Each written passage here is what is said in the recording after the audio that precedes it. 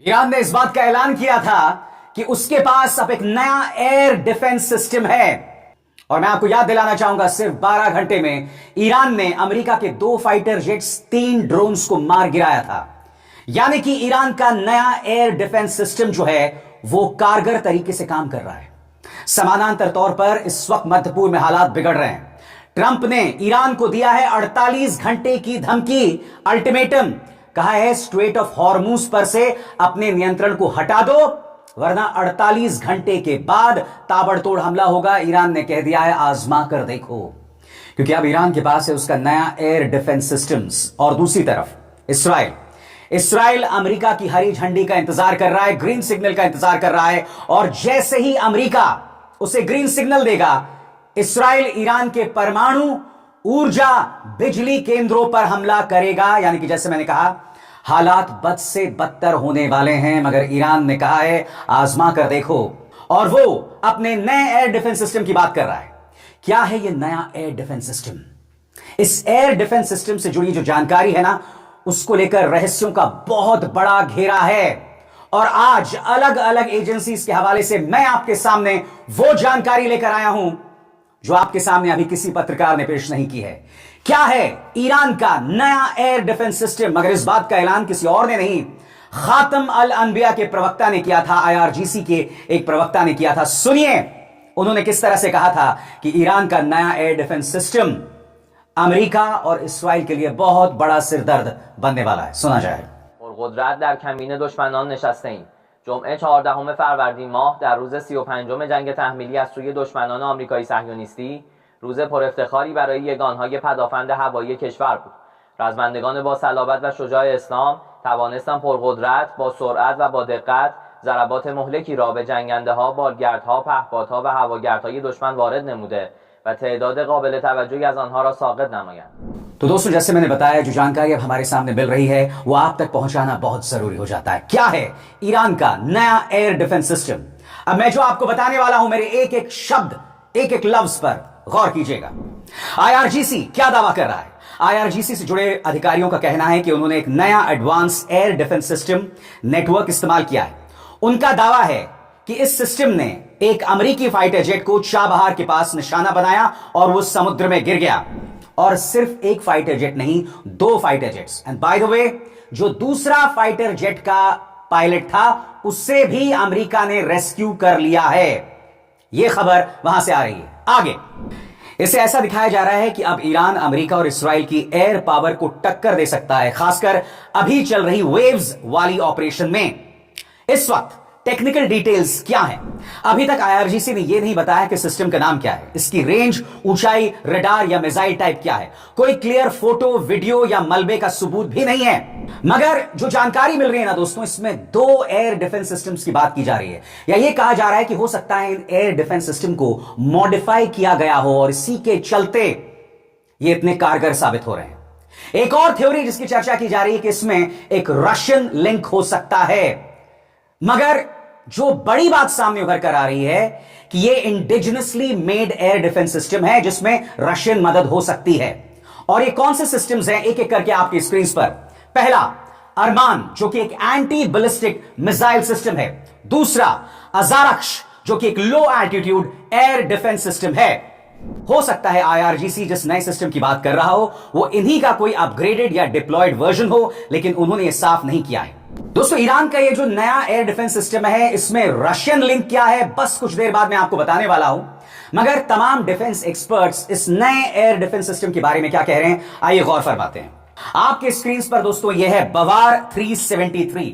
अब उनका कहना है कि ये बवार 373 के नए वेरिएंट्स, जिनमें हर लॉन्चर पर अलग अलग फायर कंट्रोल सिस्टम दिया गया होगा। इसके अलावा मैं आपको बताना चाहता हूं दोस्तों कि गल्फ और ओमान सागर के तट पर S-400 और चीन के HQ-9, HQ-22 जैसे लॉन्ग रेंज सिस्टम तैनात करने की बात की जा रही है, ताकि दक्षिण में सबसे मजबूत एयर डिफेंस बेल्ट बनाई जा सके। तो बड़ा सवाल, ये जो नया एयर डिफेंस सिस्टम है, क्या इसमें चाइना के HQ-9, HQ-22 और साथ ही S-400 की भी मौजूदगी हो सकती है? इसके अलावा दोस्तों, ईरानी एयर डिफेंस सिस्टम्स के और कई लेयर्स हैं और कई परतें हैं।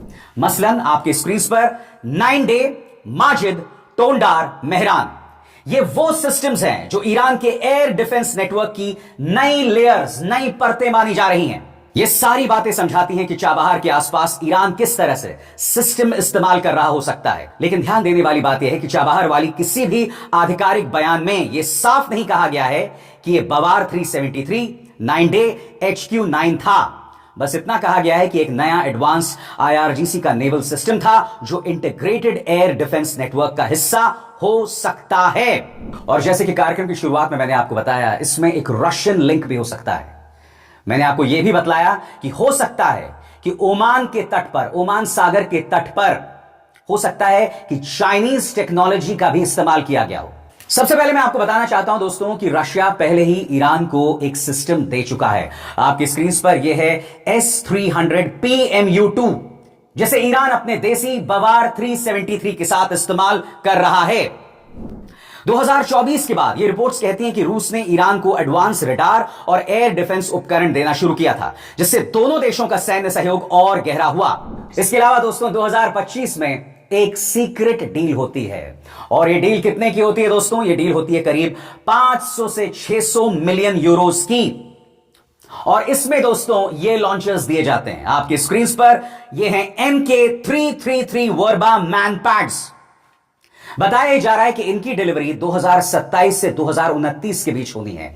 मगर मुझे ताज्जुब नहीं होगा दोस्तों अगर MK333 वर्बा, इसके कई प्रोटोटाइप्स या इसकी एक खेप पहले ही ईरान को दी जा चुकी हो, जिसका इस्तेमाल वो अपने एयर डिफेंस सिस्टम में कर रहा हो।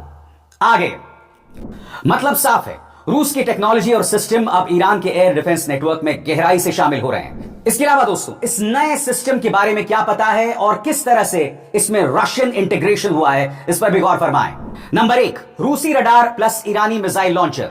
रूस ने ईरान को एडवांस रडार दिए हैं। थ्योरी यह है कि टारगेट ट्रैकिंग रूस के रडार से, फायरिंग ईरान के सिस्टम से, यानी पूरा सिस्टम एक हाइब्रिड नेटवर्क हो सकता है।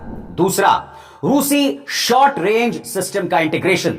रिपोर्ट्स में पंतसीर S1 जैसे सिस्टम का जिक्र आता है। आपकी स्क्रीन पर दोस्तों यह है पंतसीर S1 सिस्टम। थ्योरी यह है कि IRGC जो नया सिस्टम बता रहा है वो असल में पंतसीर जैसा सिस्टम हो सकता है, लेकिन ईरानी नाम से पेश किया गया हो। तीसरा, रूसी डिजाइन से प्रेरित देसी सिस्टम। जैसे मैंने आपको बताया, ईरान का बवार 373 भी S-300 और S-400 से इंस्पायर्ड माना जा रहा है। और इसमें थ्योरी क्या है कि नए सिस्टम में भी रशियन टेक्नोलॉजी का असर हो सकता है, लेकिन बनाया और नाम दिया गया ईरानी। इसके अलावा लो ऑल्टीट्यूड डिफेंस, जिसमें मैन पैड्स नेटवर्क का इस्तेमाल किया गया। वर्बा डील का मकसद है नीचे उड़ने वाले टारगेट्स को रोकना। इसके पीछे की सोच है आगे चलकर ईरान तट और जहाजों पर छोटे छोटे मैन पैड्स नेटवर्क लगाएगा, जिन्हें नया सिस्टम कहा जा सकता है।